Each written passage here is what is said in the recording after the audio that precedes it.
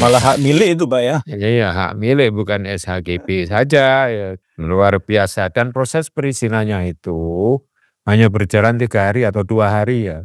Mendaftar tanggal 23, diukur tanggal 23 Agustus, kemudian terbit SHGB-nya itu adalah tanggal 24 itu super kilat gitu. Apa ada yang seperti itu? Kita ngurus sertifikat itu lama sekali, itu setahun kadang-kadang seperti itu. Itu Jadi bukannya ini Pak Yasin, itu bukannya karena semangat pada era itu ya? Karena Pak Jokowi itu kan memang pengen semua urusan perizinan itu cepat. ya, tapi kan yang berbeda disertai dengan pelanggaran aturan ya. Yang resmi cepat itu sangat jarang. Ini yang tidak resmi yang cepat ini yang melanggar aturan tapi cepat. Ini kan Biasanya Pak Yasin ya, kalau yang ya, nggak resmi cepat, itu pasti kan ada sesuatunya ya? iya. Ada sajanya ya Pak Yasin ya? Ada sajanya dan yang kepala desanya saja naiknya Rubicon loh. Kalau ditanya asalnya dari mana kan bingung nanti jawabnya ya. Nah ini yang harus istilahnya yang makan bubur dari pinggir memang.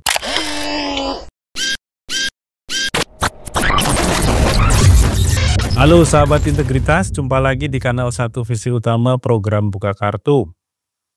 Proyek Strategik Nasional PSN PIK 2 yang sedang ramai dibicarakan oleh publik itu kemudian berkembang ya masalahnya hingga ke pelaporan indikasi korupsi atas proyek itu kepada KPK. Nah, setelah itu juga dilanjutkan dengan laporan oleh beberapa pihak seperti Bonyamin Maki atas keluarnya sertifikat HGB di pagar laut Tangerang yang juga sama di kawasan PIK 2 kepada Kejaksaan Agung. Ya, ini juga yang dilaporkan adalah para kepala desa. Nah, untuk membicarakan soal laporan indikasi korupsi PSN PIK 2 yang baru saja disampaikan kepada KPK, kita akan berdiskusi dengan Pak Muhammad Yasin. Bapak Muhammad Yasin ini adalah pimpinan KPK sebenarnya periode 2007 hingga 2011. Selanjutnya pernah menjadi Inspektur Jenderal gitu ya di Kementerian Agama selama beberapa tahun dan sekarang salah satu aktivitas utamanya adalah mengajar ya di Universitas Islam Indonesia ya UIN ya Pak ya di Yen Sarif Hidayatullah. Kita sapa dulu Pak Yasin. Pak Yasin apa kabar? Assalamualaikum. Kabar baik, waalaikumsalam warahmatullahi wabarakatuh. Apa kabar Bung Akan? Kabar baik Pak Yasin, ini senang nih kita sering ketemu nih meskipun hanya di Zoom. Iya betul. Pak Yasin, beberapa hari lalu saya membaca berita ya, yang kemudian menjadi judul besar dari apa yang dilakukan Pak Yasin dan teman-teman yang lain seperti Mas Abraham Samad, ada Gufron Muhammadiyah, ada Julius Ibrani, PBHI dan beberapa komponen yang lain juga termasuk Said Didu menyampaikan laporan soal indikasi korupsi ke KPK. Itu kan yang di berita yang ditonjolkan adalah laporan itu menyampaikan indikasi korupsinya Jokowi Aguan gitu ya. Nah ini kayaknya perlu dipertegas nih Pak Yasin ya supaya nggak misleading. Karena biasa kan kalau hari ini media itu ya suka melintir sedikit-sedikit gitu ya supaya heboh gitu. Gimana Pak Yasin duduk perkara sebenarnya? Sebenarnya sasaran yang kita laporkan itu adalah proyek dari proyek strategis nasional atau PSN, wujudnya adalah PIK 2 yaitu PIK 2 ini adalah diduga itu melanggar aturan perundangan yang berlaku baik di skala nasional maupun di skala internasional. Bahkan juga melanggar konstitusi kita yaitu UUD 45 pasalnya 33. Jadi dia mengapling sesuatu yang seharusnya tidak bisa dikapling karena wujudnya adalah laut.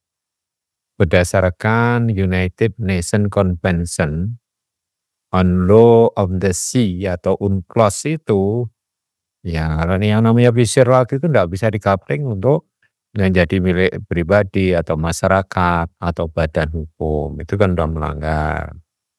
pernah Undang-Undang Nomor 27 tahun 2007 yang akhirnya diperbarui menjadi Undang-Undang Nomor 1 tahun 2014 tentang pengelolaan perairan lautan, itu juga menyatakan itu enggak ada tuh kemungkinan bisa menguasai yang dilakukan oleh pribadi, korporasi atau badan maupun masyarakat. Itu tuh murni hak negara.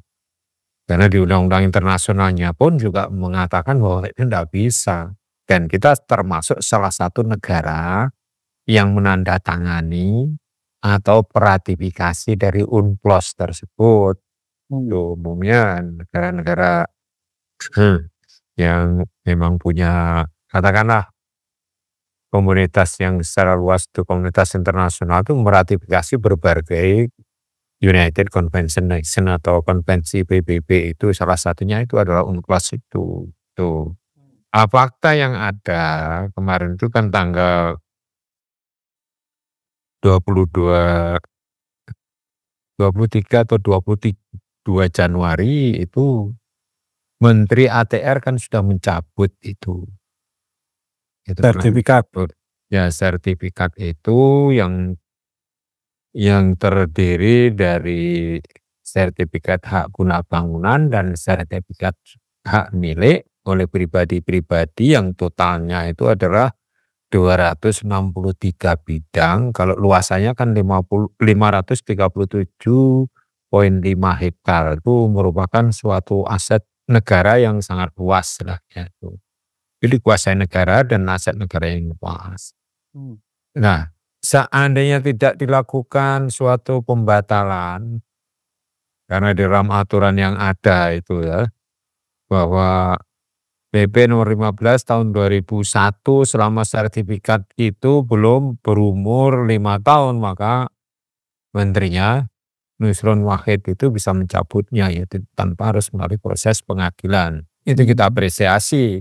Ya. Tapi kan bukan berarti dicabut terus kemudian semua menjadi selesai kan, tidak seperti itu. Kita ini kan negara hukum ya. Ya, yang sengaja dengan niat kurang baik dan melanggar aturan itu akhirnya kan harus dikaitkan dengan undang-undang, bisa saja mengarah kepada pidananya itu tipikor.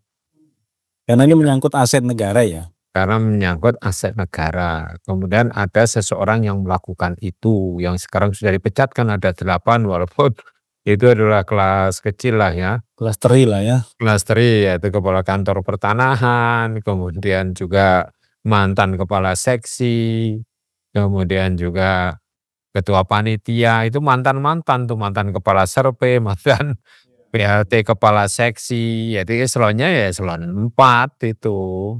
Nah, itu bukan menjadi ranahnya KPK, karena dia tidak termasuk dalam kategori atau kriteria penyelenggara negara atau PN.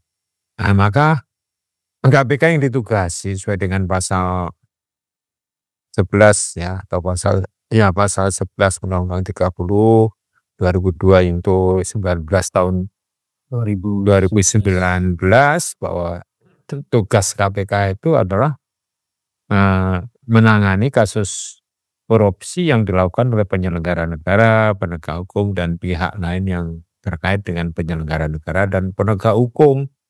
Dimulai dari pinggir gitu dulu, kalau memang kepala desa, kepala seksi dan ke atas, nanti atas restu siapa, kemudian yang mengizinkan itu siapa, nanti kan bisa ke atas itu pengembangan penyidikan.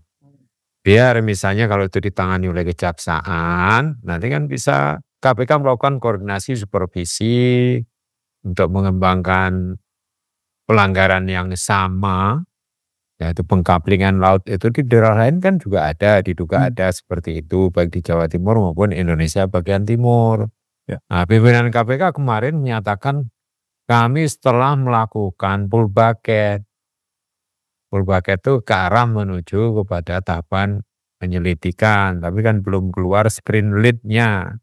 Yang telah keluar sprint lead-nya itu adalah kejaksaan. Yang diinformasikan oleh pimpinan KPK itu bahwa kejaksaan telah mengeluarkan sprint lead itu tanggal 21 yang lalu ya, Oke. bulan Januari tahun 2024. Nah, masa KPK yang menjadi harapan rakyat untuk memberantas korupsi kemudian diam saja yang Masih ada harapan, Pak, ya? iya. Ya kita kawal, kita ngedor lah istilahnya. Pak Yasin, Iya. selama menjadi pimpinan KPK, Pak Yasin sendiri pernah punya pengalaman yang kira-kira kasus korupsinya itu identik sama persis dengan masalah PSN ini, Pak? Atau sebenarnya ini barang baru yang lebih dahsyat gitu ya dari sisi indikasi pelanggaran hukumnya, brutalnya kebijakan yang diambil gitu ya, serta konsekuensi dan dampak yang ditimbulkan karena kebijakan itu. Sepengalaman Pak Yasin di KPK. Iya. Jadi kalau kita kan tetap mengacu kepada pasal-pasal yang bisa dipakai sebagai delik penjeratan korupsi terhadap pelaku korupsi ya. Memang ragamnya banyak, misalnya saja ya penerbitan suatu, misalnya ya korupsi di kehutanan itu kan konsensi hutan itu kan juga misalnya ya ada hal yang dilanggar tentang penerbitan konsensi hutan. Nah ini adalah kemiripannya di sana. Terus akhirnya di situ ada timbul suap menyuap. Arahnya kan ke sana ini. Karena ini suapnya telah lalu ya, dan tidak ada misalnya lawful interception pada saat terjadinya. Ini kan sulit Kak. Ini kan AGB-nya kan beberapa tahun yang lalu telah keluar tuh. Pasti itu arahnya yaitu pasal 2 dan atau pasal 3 Undang-Undang 3199. Seandainya nanti ada pengembangan suap, itu merupakan suatu katakanlah ya merupakan suatu hasil dari penyelidikan yang pada awalnya adalah kita mengenakan di pasal 2 dan atau pasal 3 seseorang yang melanggar peraturan. Ini kan jelas melanggar ini. Betul. Kemudian untuk memperkaya diri sendiri, orang lain atau korporasi. Itu HGB itu kan sudah menjadi haknya.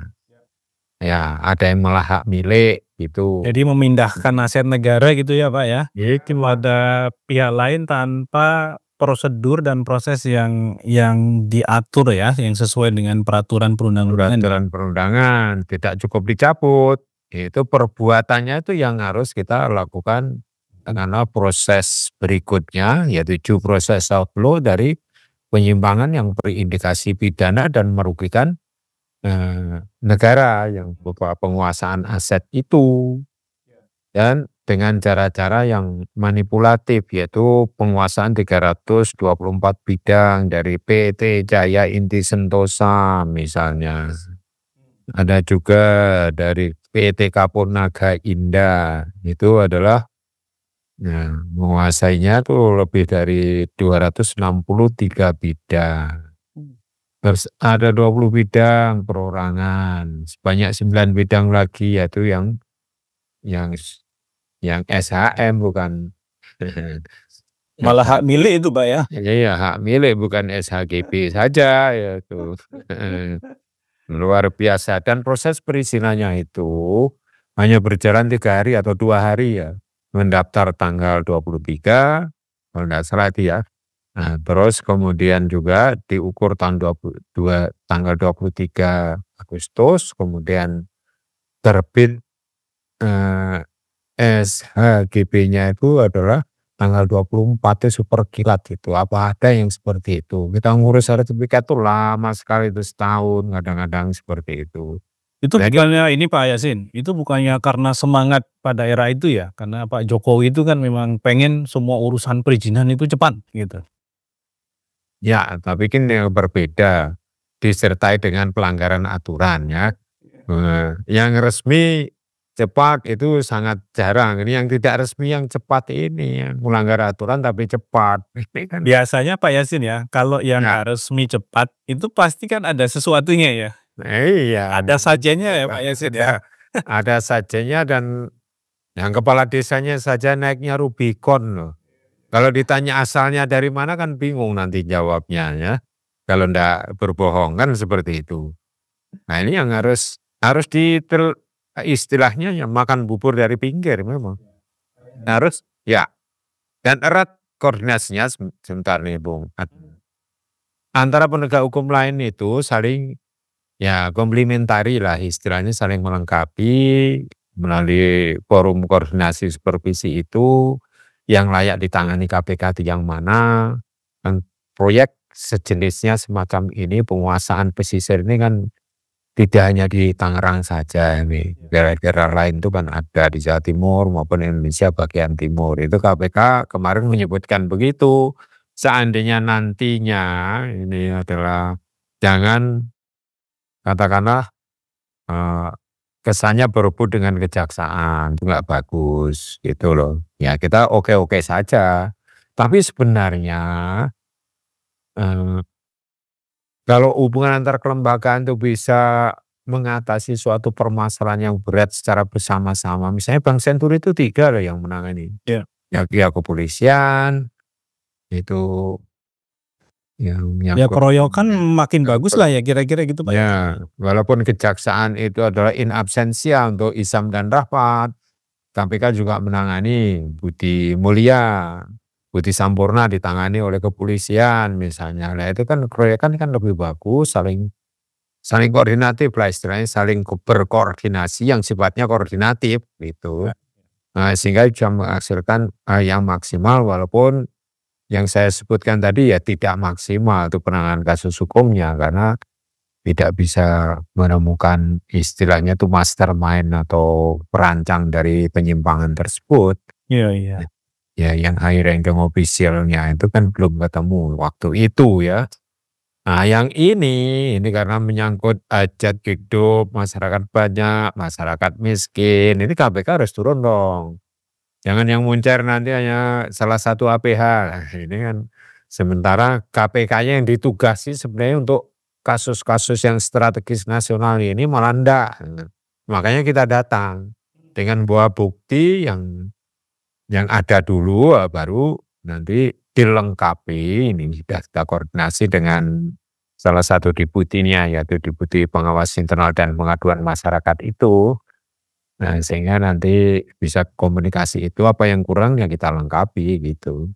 Untuk biar dipakai sebagai jendela masuk untuk melakukan kegiatan penyelidikan. Begitu Bung. Ya.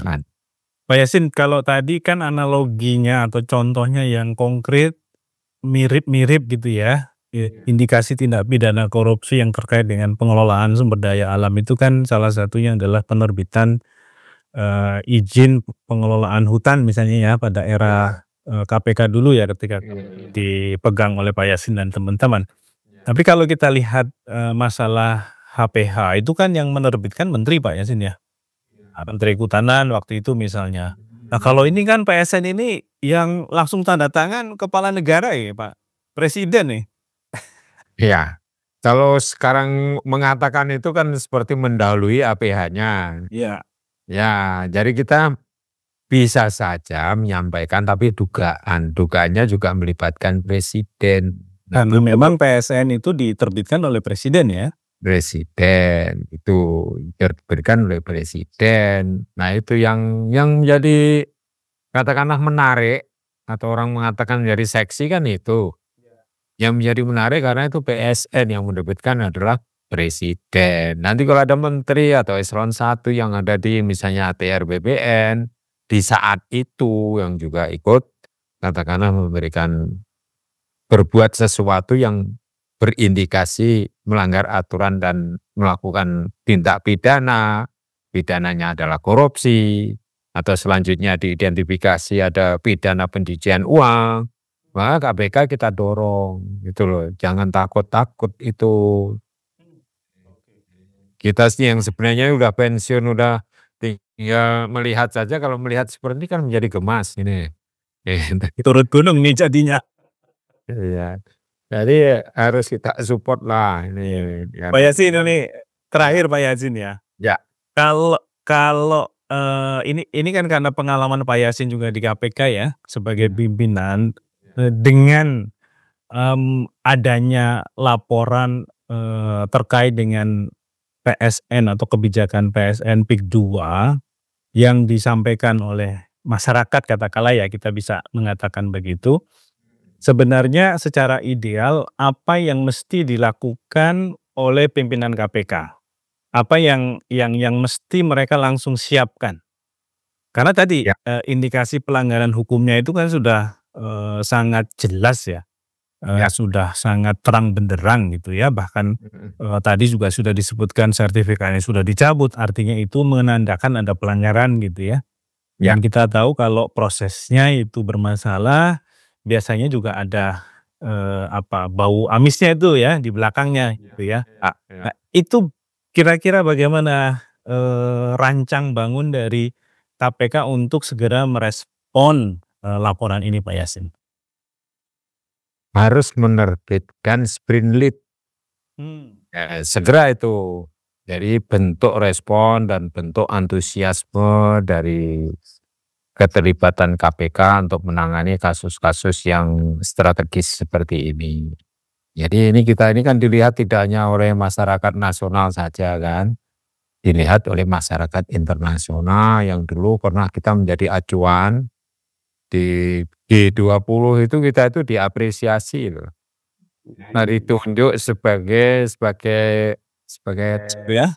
co-chair dengan Perancis untuk memimpin G20 on Anti-Corruption Working Group. Nah, itu kan luar biasa. Yang kita hadapi negara-negara besar itu respect dengan kita karena kita konsisten. Siapa itu? Ya KPK-nya kan waktu itu. Tapi kan membawa juga keharuman negara kan. Ya.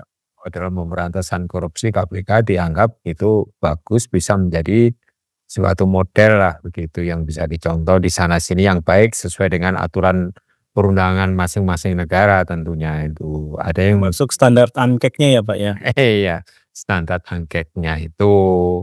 Nah, sekarang itu kan kemarin saya datang ke pimpinan KPK itu, mari kita mengembalikan marwah KPK. Oke. Saya sebut jangan sampai seperti periode 5 KPK, saya bilang itu. Periodenya Pak Firly CS, dia nyikut, loh aku ada di dalamnya, berarti separuh ya. Kalau separuh masih ada harapan Pak Yasin ya? 100% hilang harapannya. Inilah. Nah, jadi jangan sampai seperti pimpinan periode 5, intinya seperti itu, walaupun dia ada di dalamnya ya beberapa komisioner yang sekarang itu kan seperti itu. Termasuk ketua ya Pak Yasin ya? Termasuk ketua, tapi ya pada akhirnya dia setuju ya. Kita mengembalikan marwah, jangan kita dituduh untuk tidak independen, untuk membacking kepentingan tertentu yang melanggar aturan, atau menjadikan tidak independen sesuai dengan yang ada di dalam pasal itu kan kita harus independen. Pasal 3-nya itu independen bebas dalam menjalankan tugas, dan fungsinya KPK itu adalah bebas dari pengaruh manapun juga, khususnya di dalam pengambilan keputusan yang menyangkut tentang korupsi tersebut. Gitu. Ya. Jadi sprint lead itu kejaksaan saja berani, masa KPK nggak berani sprint lead lah ya. Sehingga jangan full bucket terus gitu loh maksud saya. Sprint lead, ya syukur kalau cepat menemukan dua alat bukti yang cukup untuk bisa naik ke tingkat penyidikan. Harapan kita kan seperti itu. Iya. Dan terutama ini ya Pak Yasin ya, mengembangkan sampai ke indikasi gratifikasi Pak Yasin ya. Indikasi gratifikasi dan suap seperti itu. Jadi dengan demikian ya maka akan lebih bagus bekerja sama dengan penegak hukum lain di dalam pengembangan penyidikannya.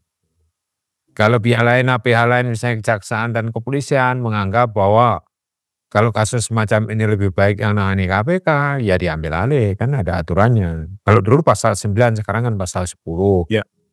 Jadi KPK mempunyai hak untuk mengambil alih kasus korupsi yang dipandang oleh penegak hukum lain itu lebih layak yang nangani KPK. Karena menyangkut high ranking official. Kalau misalnya dugaannya itu ada aguan dan mantan presiden, ya kenapa tidak KPK yang menangani? Itu kan high ranking official itu kan. Mantannya itu, walaupun mantan ya. Kami tetap dia punya pengaruh kan seperti itu. Nah, di negara lain aja itu yang aktif berani nangani, kok kita yang mantan nggak berani. Ini kan juga harus, ya kita harus harus istilahnya proporsional lah. Ya kalau misalnya mantannya juga ternyata tidak terbukti kan juga nggak apa-apa kan. Yang penting ada pemeriksaan yang fair ya. Ya yang fair, jadi malah clear bagi berbagai pihak itu untuk berhadapan dengan hukum itu fair-fair saja. Belum berarti kalau diperiksa itu pasti menjadi tersangka, belum tentu. Sesuai dengan kita melihat peristiwa pidananya, apakah yang dilakukan oleh orang-orang yang sedang diperiksa oleh KPK itu apakah dia pelakunya atau tidak, atau dia bersama-sama misalnya pasal 55 KUHP, atau dia melakukan sebagai inisiatornya. Itu kan bisa menjadi clear apabila itu dilakukan dengan penyelidikan yang profesional, tentunya seperti itu, Bung Adnan. Gitu. Oke Pak Yasin, terima kasih untuk gambarannya ya dari laporan yang telah disampaikan. Kita berharap Presiden Prabowo juga mendukung ya, membackup KPK, Kejaksaan dan Kepolisian dalam menangani masalah ini. Karena sudah janji Presiden juga waktu itu, kita akan kejar koruptor kemanapun, sampai ke antariksa katanya kan. Mudah-mudahan ini nggak harus sampai ke antariksa, cukup sampai Laut Tangerang gitu ya. Laut Tangerang saja udah cukup untuk membuktikan. Demikian Sobat Integritas, diskusi kita dengan Pak Yasin, sangat menarik dan juga insightful dari apa yang sudah disampaikan Pak Yasin. Kita ketemu lagi di lain waktu, sampai jumpa.